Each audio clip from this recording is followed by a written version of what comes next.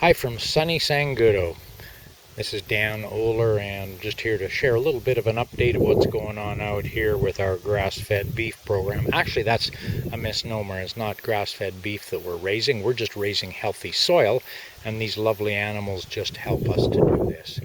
If you've seen videos from the last couple of years, you would know that we had a couple really wet years with an abundance of grass.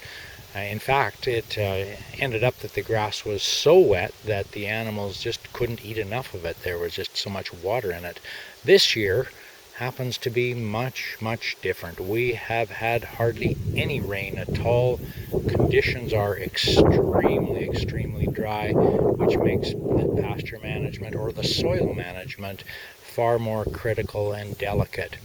Now I feel very, very lucky with what we've done here. As you can see, there's where we've had the cattle recently. There's about 4 or 5 different paddocks there.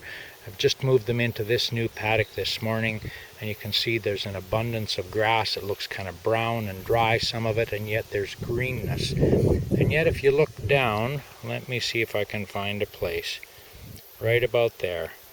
And the grass is so thick in there, and if you get in nice and close, you might even see a few grasshoppers. There's grass right down to the ground. So in extremely hot days as we've had, where it's been getting up to 30 degrees, if you put your hand down there, the soil stays quite cool actually underneath all of that old grass. And that's part of what I'm hoping to do, is to be able to leave a lot of that grass litter, that cover on the soil, and it protects the soil, keeps it cool, it holds the moisture in. You might have seen I said a couple grasshoppers, and yet many of my neighbors, they're just being overrun with grasshoppers. But the grasshoppers need nice bare soil and cracks in the soil in order to lay their eggs and have a healthy crop of kids. But we don't want that here.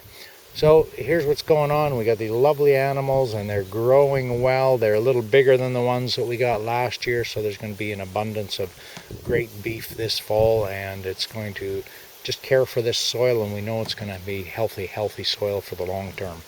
Talk to you soon.